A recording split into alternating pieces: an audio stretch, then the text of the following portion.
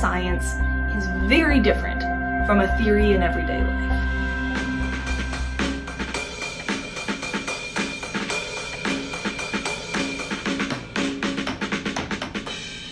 Alright folks, welcome back to Space According to Skylar. I'm Skylar, I'm an astrophysics PhD student, and today we are going to talk about scientific theories. I want to talk about this because I'm discovering that it's kind of a common misconception. People don't fully understand what a scientific theory is. And that's because when we say theory in everyday life, it means something very different from what theory means in science. In everyday life, a theory is just kind of an idea. Like, I have a theory that if I write down what I have to do every day, I'm going to be more productive. Now, is this true? Some people think so. For some people, it works really well. It might work well for me, it might not.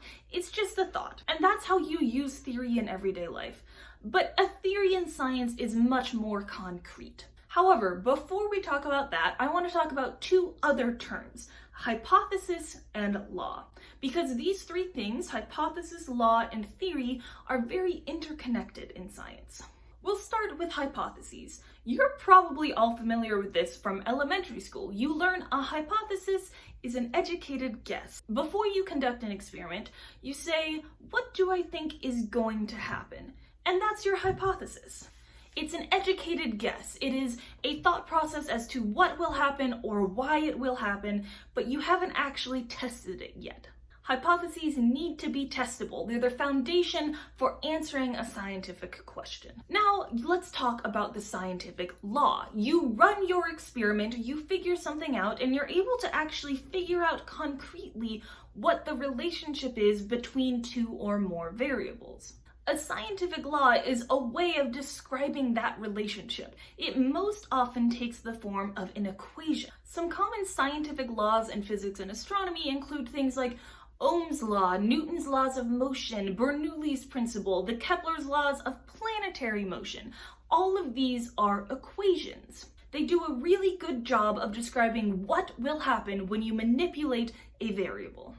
And that brings us to theories. In science, a theory is a comprehensive explanation. If a law tells you what will happen, a theory will tell you how and why. Both scientific laws and scientific theories are considered scientific fact. Just because something is a theory in science doesn't mean it's just a theory. It is just as concrete and well understood of a phenomena as any scientific equation.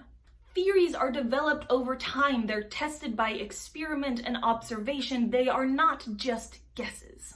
So let's talk about a specific example: gravity. Say I want to do some experiment about gravity way before we had any understanding of it. I could create a hypothesis that says something like, I think that the bigger an object is, the more gravity it's going to produce.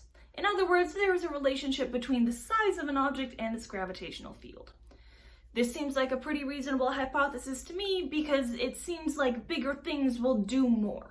Then you go and test that hypothesis. You play around with particles of different masses and sizes. You observe the motions of planets and moons in our solar system, and you realize that you can actually figure out an equation for how strong the gravitational force is going to be. Now here, when I say you, I'm talking about Newton. This is what Newton did. Newton was able to come up with his law of gravity.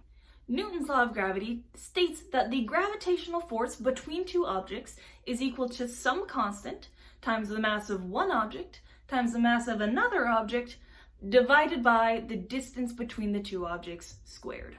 This is a scientific law.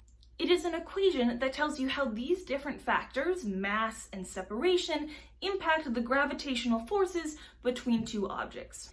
This law is very well tested, and it does a really good job of explaining a lot of things about gravity.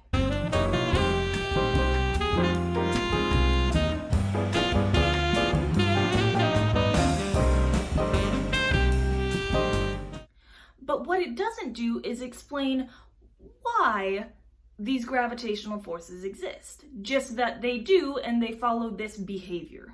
And this is where the theories come in. Now, our leading theory of gravity is general relativity, Einstein's theory that gravity is a warping of the curvature of space-time. We live in a universe that you can imagine like a piece of fabric, and when you put a bowling ball on a piece of fabric, it makes an indent, and that indent is gravity. The more massive the object, the bigger the indent, the stronger the gravitational field. General relativity explains how gravity works. Now, the equations of general relativity are a bit more complicated than Newton's law of gravity, which is why Newton's law of gravity works on some scales but not others. It's why you will learn it in an intro physics class, but then you have to go take GR later on.